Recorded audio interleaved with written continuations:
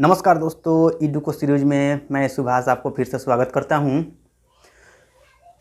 कल के वीडियो में जैसा कि हम लोग कार्बन एवं उसके यौगिक शुरुआत किए थे और कार्बन जो तत्व होता है उस कार्बन तत्वों से कैसे अधिक से अधिक संख्या में यौगिक का निर्माण होता है, उसमें कल हम लोग तत्व कार्बन से संबंधित कुछ बुनियादी बातों को समझने का प्रयास किए थे और यह भी बताए थे कि किसी भी तत्वों को इलेक्ट्रॉनिक विन्यास के आधार पर ही उसके बारे में फुल इन्फॉर्मेशन ज्ञात किया जा सकता है कि वह कैसे किसी भी दूसरे तत्वों से रिएक्शन करेगा और उस आधार पर ही उस तत्वों का पूरा जानकारी प्राप्त किया जाता है। तो वह किसी भी तत्वों का जो इलेक्ट्रॉनिक विन्यास लिखने का जो तरीका होता है, आप लोग ऐसे बेसिक क्लास यह तो 9th में ही सीखने को होता है, लेकिन अगर अच्छा से सीखना है तो इलेक्ट्रॉनिक विन्यास पर पकड़ बनाना बहुत ज़रूरी है। इसीलिए मैं सबसे पहले आज के क्लास में आप लोगों को इलेक्ट्रॉनिक विन्यास कैसे लिखा जाता है, उसके इलेक्ट्रॉनिक विन्यास लिखने का क्या तरीका होता है, उस पर पूरा वीडियो चलेगा और आप लोगों को किसी भी तत्वों का इलेक्ट्रॉनिक विन्यास के आधार पर ही उस तत्वों का क्या गुण होता है, उसका गुण के बारे में प्राप्त किया जा सकता है पूरा इन्फॉर्मेशन को। तो देखिए, आज हम लोग समझेंगे कि इलेक्ट्रॉनिक विन्यास लिखने का क्या तरीका होता है और इलेक्ट्रॉनिक विन्यास में क्या क्या चीज़ मिलता है। देखिए, जैसे कि यह मैथ में पढ़ते होंगे तो मैथ में इसको वृत्त कहा जाता है और वृत्त में यह जो गोला लाइन बन गया तो उसको परिधि कहा जाता है और बीच में इसको केंद्र कहा जाता है। लेकिन यहाँ मैथ हम लोग नहीं पढ़ रहे हैं, हम लोग केमिस्ट्री पढ़ रहे हैं, इसीलिए यहाँ थोड़ा सा नाम अलग हो जाएगा। देखिए, जैसे में कि यह एक कक्ष है, क्या है यहाँ, जैसे कि वृत्त में परिधि कहा जाता है तो यहाँ कक्ष कहा जाता है और कक्षों की संख्या बहुत सारी होती है, 7-8। तब उस सभी कक्षों को पहले एक बार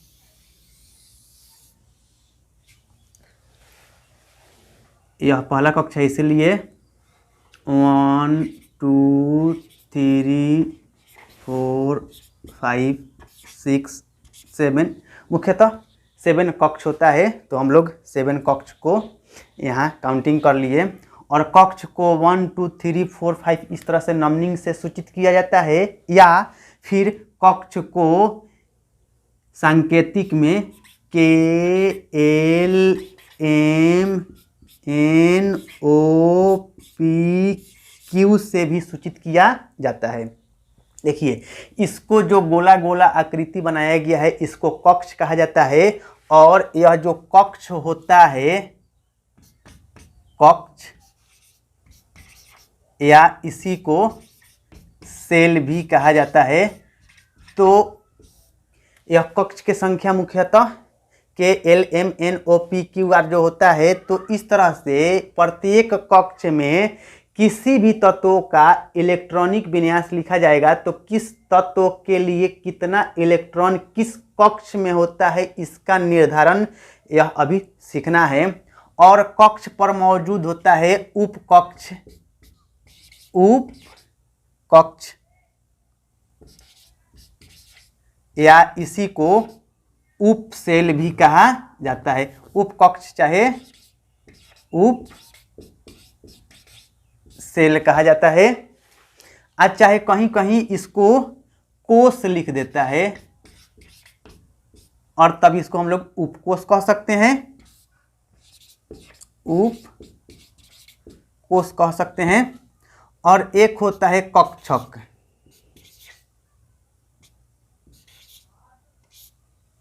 तो यह कक्ष उपकक्ष कक्षक क्या होता है इस पर ध्यान से समझना है। देखिए, यह कक्ष के संख्या जैसे कि हम लोग KLMNOP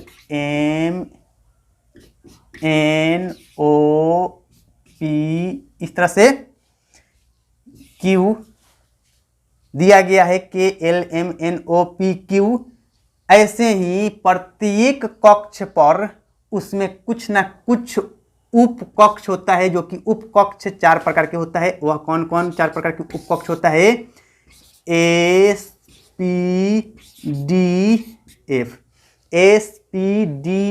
4 प्रकार के उप कक्ष होता है। एस में अधिक से अधिक 2 इलेक्ट्रॉन रहता है, पी में अधिक से अधिक 6 इलेक्ट्रॉन रह सकता है, और डी में अधिक से अधिक 10 इलेक्ट्रॉन रह सकता है, तथा एफ में अधिक से अधिक 14 इलेक्ट्रॉन रखने का क्षमता होता है। तो इसमें देखेंगे कि यह जो कक्ष है, यहाँ बीच वाला हिस्सा को नाभिक कहा जाता है। क्या कहा जाता है? जैसे में कि इसको ही ले लिया जाए तो यह बीच वाला यह जो हिस्सा है इसको नाभिक कहा जाता है, नाभिक। और इसको क्या कहा जाता है? कक्ष। और इस पर इस तरह से डब्बा डब्बा जैसे बनाया जाएगा तो इसको उप कक्ष कहा जाएगा, उप कक्ष, या इसी को उप सेल कह सकते हैं। तो सबसे पहला क्वेश्चन बनेगा कि इस नाभिक के पास में 3 मौलिक कण होता है, इलेक्ट्रॉन, प्रोटॉन और न्यूट्रॉन।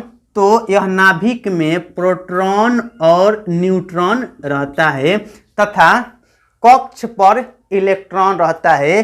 तो इलेक्ट्रॉन का काम ही होता है कि कक्ष पर हमेशा चक्कर लगाते रहना।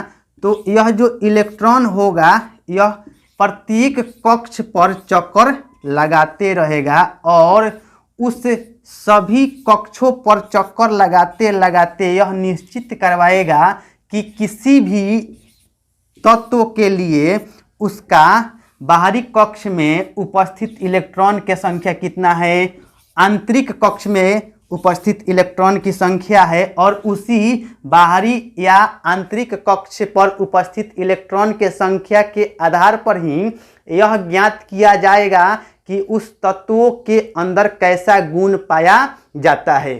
तो देखिए, हम लोग यह समझने का प्रयास किए कि इस नाभिक पर 3 तरीका के बात समझना है, इलेक्ट्रॉन, प्रोटॉन और न्यूट्रॉन, जो कि 3 मौलिक कण होता है।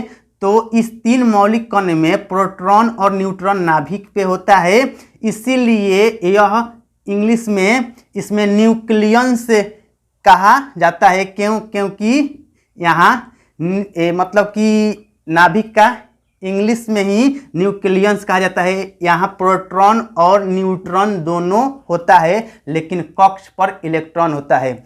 और प्रत्येक कक्ष के लिए कुछ उप कक्ष होता है, तो उस उप कक्ष के बारे में ध्यान से समझना है। जैसे कि यह पहला कक्ष है, और पहला कक्ष पर एस, जैसे कि यहाँ बताया गया है, उप कक्ष SPDF होता है। तो S में अधिक से अधिक 2 इलेक्ट्रॉन, P में अधिक से अधिक 6 इलेक्ट्रॉन, D में अधिक से अधिक 10 इलेक्ट्रॉन और F में अधिक से अधिक 14 इलेक्ट्रॉन रखने का क्षमता होता है। तो यह S पहला कक्ष में S उप कक्ष है, और दूसरा कक्ष में S और P 2 प्रकार के उप कक्ष पाया जाता है। यह इसी प्रकार से कहेंगे कि तीसरा कक्ष में यह एक S, P और D। इसी तरह से तीसरा कक्ष के लिए S, P, D और F। इसी तरह से S, P, D, F। उसके बाद वाला भी S, P, D, F। इसमें भी S, P, D, F 4 प्रकार के उपकक्ष पाया जाएगा। तो देखिए, जैसा कि पहला कक्ष पर एक ही उपकक्ष है S, यह सब S है, सब S है, और यह सब P है, और यह सब D है, और यह सब F है। तो S पर अधिक से अधिक 2 इलेक्ट्रॉन रखने का क्षमता होता है, P पर अधिक से अधिक 6 इलेक्ट्रॉन रखने का क्षमता होता है तथा D पर अधिक से अधिक 10 इलेक्ट्रॉन रखने का क्षमता होता है और इसी तरह से F पर अधिक से अधिक 14 इलेक्ट्रॉन रखने का क्षमता होता है। उससे ज़्यादा इलेक्ट्रॉन नहीं रखा जा सकता है और उससे कम इलेक्ट्रॉन रखा जा सकता है। तो ध्यान देना है एस में यह जैसे कि पहला कक्ष है तो इस पहला कक्ष पर एक उपकक्ष है कौन, एस। इसी तरह से दूसरा कक्ष है, इस दूसरा कक्ष पर यह दूसरा कक्ष पर 2 उपकक्ष है एस और पी तथा यह तीसरा कक्ष पर देखा जाएगा तो एस पी डी 3 प्रकार के उपकक्ष है। इसी तरह से चौथा कक्ष पर इलेक्ट्रॉन जब यहाँ देखा जाएगा तो एस पी डी एफ 4 प्रकार के उपकक्ष होता है। तो पहला पर 1, दूसरा पर 2, तीसरा पर 3, चौथा पर 4 और तब कहिए कि पांचवा पर 5 नहीं, पांचवा पर 5 नहीं होता है, 4 तरह का ही उपकक्ष होता है। उपकक्ष की संख्या 4 से ज़्यादा नहीं हो सकता है, इसीलिए पहला, दूसरा, तीसरा, चौथा के लिए तो 1, 2, 3, 4 हो ही गया और उसके बाद वाला जो नंबरिंग आएगा उस पर भी उपकक्ष की संख्या मात्र 4 को ही दर्शाया जाता है। तो इस पर भी पांचवा के लिए भी देखा जाए तो एस पी डी एफ और छठा के लिए भी एस पी डी एफ, सातवां के लिए भी एस पी डी एफ, इस प्रकार से उपकक्ष को दर्शाया जाता है। और उपकक्ष में ध्यान देना है, इस उपकक्ष में जैसा कि बताया गया है कि एस में अधिक से अधिक 2 इलेक्ट्रॉन रखने की क्षमता होता है, पी में अधिक से अधिक 6 इलेक्ट्रॉन रखने की क्षमता होता है और डी में अधिक से अधिक 10 इलेक्ट्रॉन रखने की क्षमता होता है। इसी तरह से एफ में अधिक से अधिक 14 इलेक्ट्रॉन रखने की क्षमता होता है। तो ध्यान देना है कि यह जो जैसे कि मान लीजिए कि यह एक रूम है और इस रूम में मात्र 2 आदमी को रहने का क्षमता है, ऐसे होता है तो इलेक्ट्रॉन रखने के लिए। लेकिन समझने के लिए आप लोगों को यह कह सकते हैं कि कहीं गए हैं पढ़ने के लिए शहर में तो वहाँ ऐसे रूम हैं जो एस नाम का है, तो एस नाम वाले रूम जो भी मिलेगा तो उसमें ऐसा रूम है जिसमें कि 2 बेड लगा हुआ है, तो यह एस वाला में 2 और जो भी पी वाला मिलेगा उस रूम के अंदर 6 बेड लगा हुआ मिलेगा और इसी तरह से डी में 10 बेड लगा हुआ मिलेगा और एफ में इसी तरह से 14 बेड लगा हुआ वह रूम बड़ा मिलेगा। तो यह जैसे कि एस में प्रत्येक में देखा जाएगा तो 2-2 इलेक्ट्रॉन रखने की क्षमता होता है। तो यह एक इधर ऐसे ही मान लीजिए कि 2-2 टुकड़ा में हम लोग क्या कर दिए, बांट दिए। इसी तरह से प्रत्येक पी उपकक्ष को 6 इलेक्ट्रॉन रखने की क्षमता होता है, यानी कह सकते हैं समझने के आधार पर, यानी कि उस रूम में 6 लड़का को रहने के लिए व्यवस्था 6 अलग अलग बेड दिया जाएगा। तो यह समझने के लिए कह सकते हैं कि 1, 2, 3, 4, 5, 6, इसी तरह से इसके लिए भी कह सकते हैं पूरा क्या 1, 2, 3, 4, 5, 6 और इसी तरह से इसके लिए भी कह सकते हैं पूरा। और इसी तरह से कहा जाए तो इसको भी कहा जा सकता है और इसको भी, सब जितना भी पी उपकक्ष है तो सब में 6 इलेक्ट्रॉन रखने की क्षमता होता है। इसी तरह से डी वाला में कह सकते हैं कि ज़्यादा से ज़्यादा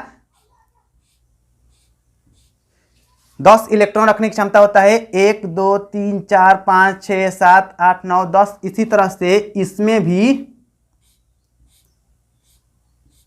10, इसमें भी कह सकते हैं 10 और इसमें भी 10 तथा इसमें भी 10 इलेक्ट्रॉन रखने की क्षमता होता है। और जो भी एफ उपकक्ष होता है उसमें अधिक से अधिक 14 इलेक्ट्रॉन रखने की क्षमता होता है।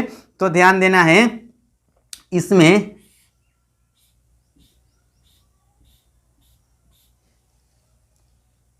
चौदह अलग अलग खाना बना दिया गया है। अगर आप लोगों को दिखाई अच्छा से नहीं भी देगा तो समझ लीजिएगा कि 14 उसमें खाना बनाया हुआ है।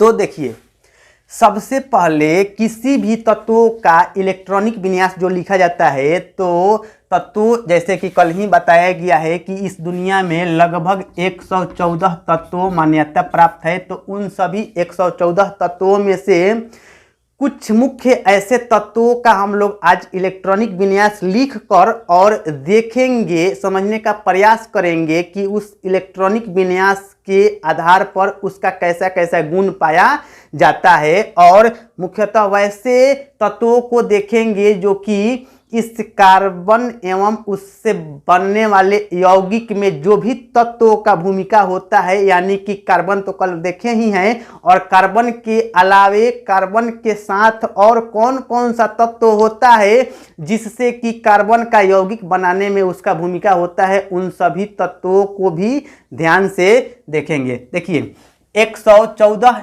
अलग अलग सभी तत्वों में देखा जाए तो 114 तत्वों में hydrogen, helium, lithium, beryllium, boron, carbon, nitrogen, oxygen, fluorine, neon, sodium, magnesium, aluminium, silicon, phosphorus, sulphur, chlorine, argon, potassium, scandium, titanium, vanadium, chromium, manganese, cobalt. तो इस तरह से पूरे कम से कम आप लोगों को आज होमवर्क याद रखने के लिए बोलेंगे कि 35 तकले किताब में जनरली मिल जाता है। अगर नहीं मिलेगा तो 9th वाला किसी से किताब मांग कर और उसमें से उस 35 तत्वों को लगातार सीरियली पहले अपने कॉपी में लिख कर और उसको याद करने का प्रयास करेंगे। क्योंकि अगर जैसे कि मैथ में पहाड़ा जब तक ले याद नहीं हो सकता है, तो बिना पहाड़ा याद किए आगे का किसी भी सॉल्यूशन मैथ को करना संभव नहीं है। इसी तरह से केमिस्ट्री पर समझ बनाने के लिए इन 114 तत्वों में से मात्र आप लोगों को बोल रहे हैं 35 तत्वों को याद रखना है, और उन 35 तत्वों के बताए हुए अभी तरीका के आधार पर इलेक्ट्रॉनिक विन्यास भी लिखना है। तो देखिए, अभी हम लोग समझे कि कक्ष क्या है। कक्ष को सेल बोला जाता है। तो कक्ष KLMNOPQ या 1 2 3 4 5 6 7 इस तरह से यह अलग अलग जो गोला आकृति बनाया गया है, इसी को कक्ष कहा जाता है। और प्रत्येक कक्ष पर इलेक्ट्रॉन की संख्या अलग अलग होता है। तो ध्यान देना है, इसी कक्ष के लिए एक वैज्ञानिक थे जिनका नाम था बोर ब्यूरी। और वे वैज्ञानिक जो बोर ब्यूरी थे, उनके द्वारा एक सिद्धांत दिया गया था जिसे बोर ब्यूरी का सिद्धांत के नाम से जाना जाता है। तो उनका बोर ब्यूरी का सिद्धांत क्या था? बोर ब्यूरी का सिद्धांत, देखिए, किसी भी कक्ष में उसमें कितना इलेक्ट्रॉन अधिक से अधिक रह सकता है, इसी के संबंध में उनका सिद्धांत दिया गया है। तो वह बताए थे कि किसी भी कक्ष में 2n² कितना याद रखना है, 2n² इलेक्ट्रॉन रखने की क्षमता होता है किसी भी कक्ष के लिए। तो हम लोग सबसे पहला कक्ष का बात कर रहे हैं, और यहाँ जहाँ की यहाँ n का मान n एक क्या है, n प्राकृत संख्या है। प्राकृत संख्या कहने का मतलब तो आप समझ ही रहे होंगे कि संख्या 1 2 3 4 5 वह जो सेटिंग करके बैठाया जाएगा कक्ष के आधार पर, उसी को n का मान रखा गया है, बताया गया है। तो अगर पहला कक्ष पर यानी कि कह सकते हैं KLMNOPQ इस तरह से जो कक्ष का संख्या है, इस कक्ष में कितने इलेक्ट्रॉन प्रत्येक कक्ष में रहेगा, इसके लिए यहां समझ बनाना जरूरी है। देखिए, ध्यान दीजिएगा, यहां क्या है कि पहला कक्ष के लिए अगर बैठाया जाएगा n का मान 1, तो 1 के स्क्वायर इस तरह से 2n² में ध्यान देना है। अगर n का मान एक बार रखा जाएगा 1, तो 2 × 1 के स्क्वायर बन जाएगा, 1 के स्क्वायर 1 बन जाएगा, और 2 एकम 2, यानी कि पहला कक्ष में K में 2 इलेक्ट्रॉन रहेगा, K उसके बाद में L। तो L में कितना इलेक्ट्रॉन रहेगा, L में K उसके बाद में L। यहाँ L यानी कि दूसरा कक्ष है, और दूसरा कक्ष पर इसके लिए n का मान 2 बैठाया जाएगा, तो 2 गुने और n का मान 2 बैठाया जाएगा तो 2 के स्क्वायर यानी कि 2 गुने 2 के स्क्वायर 4 तो हो जाएगा 4 दूनी 8, यानी कि L में टोटल 8 इलेक्ट्रॉन रखने की क्षमता होता है। तो इसी तरह से अब अगले कक्ष के लिए देखना है और ध्यान देना है कि अगर K L M, अब उसके बाद में M, इसको देखिए यहाँ n का मान m तीसरा कक्ष होता है 1 2 3, तो यहाँ n का मान 3 बैठाया जाएगा तो हो जाएगा 2n स्क्वायर, तो n का मान 3 रखा जाएगा तो 3 के स्क्वायर यानी कि 2 गुने 3 के पावर 2 यानी कि हो जाएगा 9, तब 9 दूनी 18, तब कह सकते हैं कि तीसरा कक्ष में इलेक्ट्रॉन की संख्या होता है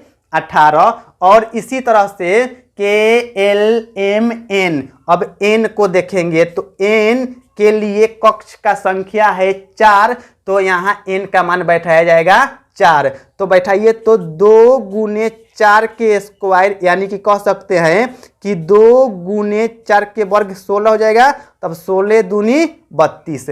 अब इसी तरह से अलग अलग सभी कक्ष के लिए किस कक्ष में कितना इलेक्ट्रॉन अधिक से अधिक रहेगा, उसमें उपस्थित इलेक्ट्रॉन के संख्या को दर्शाने के लिए ही बोर-ब्यूरी का सिद्धांत दिया गया था। और इस आधार पर हम लोग कह सकते हैं कि किसी भी तत्वों में जो इलेक्ट्रॉन का संख्या होता है तो पहला कक्ष में 2, दूसरा में 8, इसी तरह से 2, 8, 18, इस तरह से कक्ष में उपस्थित इलेक्ट्रॉन की संख्या आगे बढ़ते चला जाएगा। और इसी सिद्धांतों को ध्यान में रखते हुए इलेक्ट्रॉनिक विन्यास लिखने का काम किया जाता है। तो देखिए यहाँ इलेक्ट्रॉनिक विन्यास कैसे लिखा जाएगा, उसको इलेक्ट्रॉनिक विन्यास लिखने का क्या तरीका होता है, इसी पर हम लोग अभी विचार करेंगे।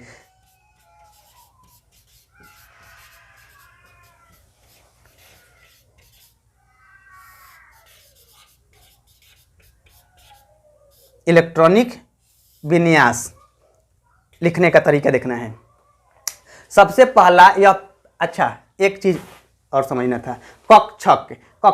कक्ष जैसे कि गोला गोला दिया गया है तो इसको कहा जाता है कक्ष या सेल, और इसी गोला पर जो यह चरखुटा जैसा आकृति बनाया गया है तो इसको कहा जाता है उपकक्ष। और इस उपकक्ष में जैसे कि एस में 2 खंदा बनाया गया है, ऐसे पी में 6 खंदा बनाया गया है, डी में 10 खंदा बनाया गया है और एफ में 14 खंदा बनाया गया है। तो उसी उपकक्ष में किसके लिए कितना खंदा बनाया गया है उसको ही उपकक्ष पर जो इलेक्ट्रॉन का जितना संख्या होता है उसको कक्षक के नाम से जाना जाता है। तो देखिए किसी भी तत्वों को इलेक्ट्रॉनिक विन्यास कैसे सजाया जाए, उसके इलेक्ट्रॉनिक विन्यास लिखने का क्या तरीका अपनाया जाए, उसी के बारे में जानना है। इलेक्ट्रॉनिक विन्यास देखिए, सबसे यह पहला कक्ष इलेक्ट्रॉनिक विन्यास लिखने का तरीका होता है, क्या होता है कि सबसे पहले उसके कक्ष को लिखा जाता है, कक्ष लिख दिया जाता है, और कक्ष लिखने के बाद उसी के साथ साथ में उपकक्ष लिखा जाता है, उपकक्ष भी लिखा जाता है। और उपकक्ष में कितना इलेक्ट्रॉन रह सकता है अधिक से अधिक, जैसे में एस में 2, पी में 6, डी में 10, एफ में 14, तो उसके संख्या को अधिकतम जो भी इलेक्ट्रॉन रखने की क्षमता होता है तो उसको इस तरह से ऊपर दर्शा दिया जाता है। तो कैसे लिखा जाएगा, यह पहला कक्ष है और इस पहला कक्ष, यह देखिए इलेक्ट्रॉन का काम होता है कि सबसे वह नाभिक से नजदीक जो सबसे करीबी वाला कक्ष होता है उसी के पास रहना चाहता है।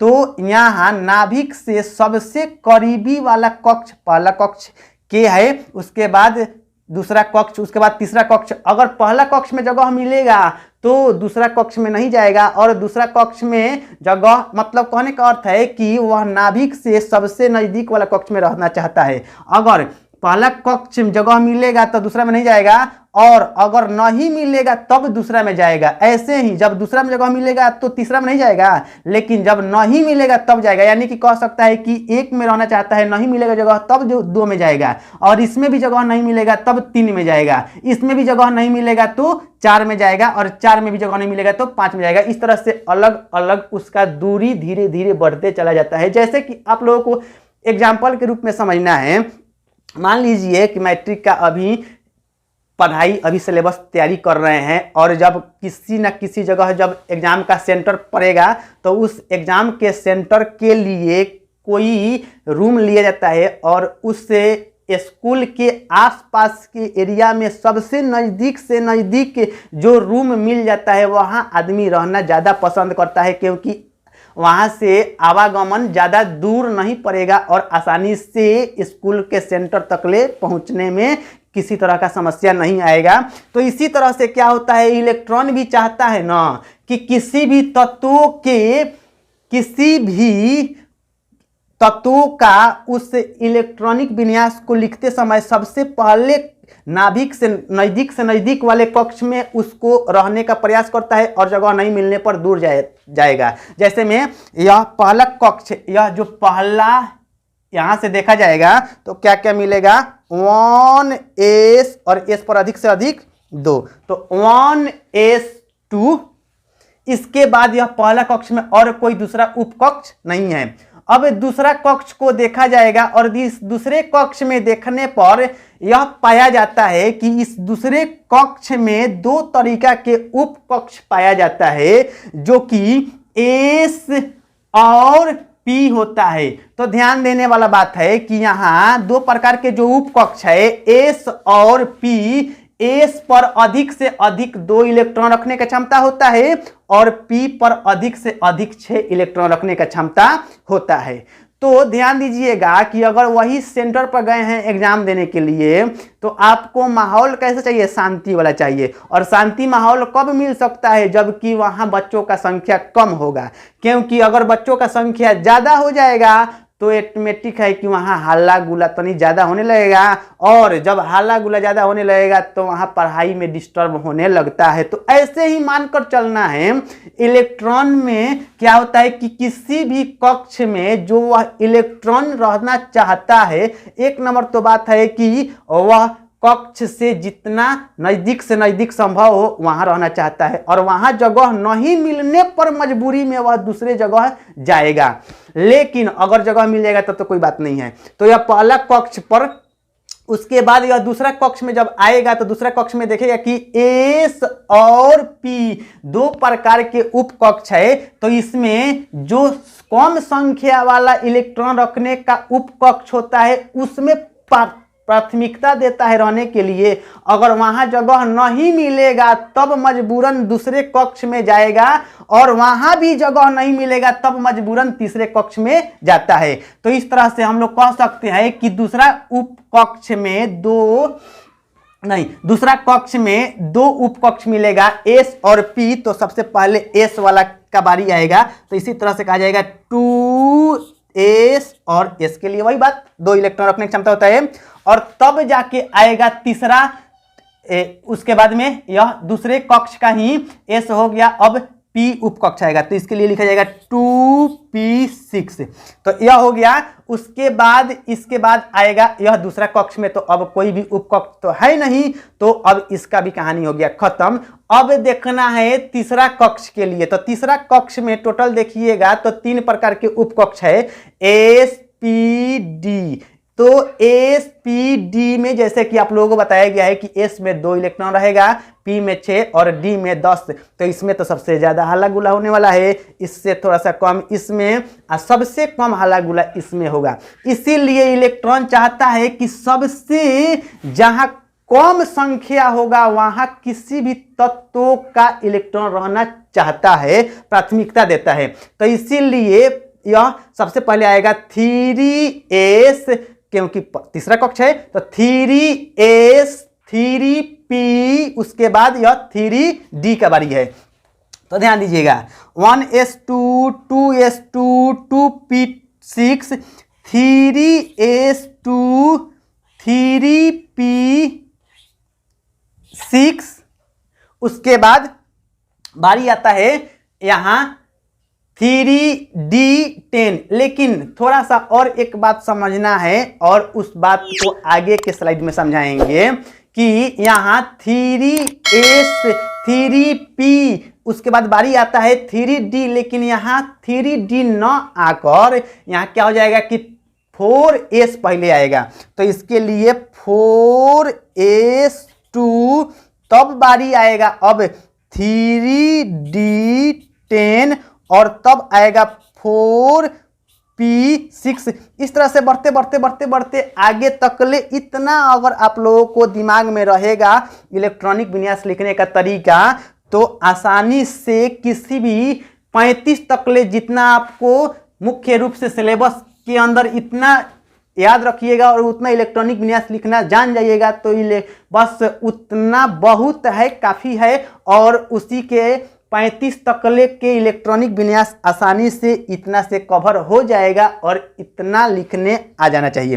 देखिए 1s2 2s2 2p6 3s2 3p6 4s2 3d10 4p6।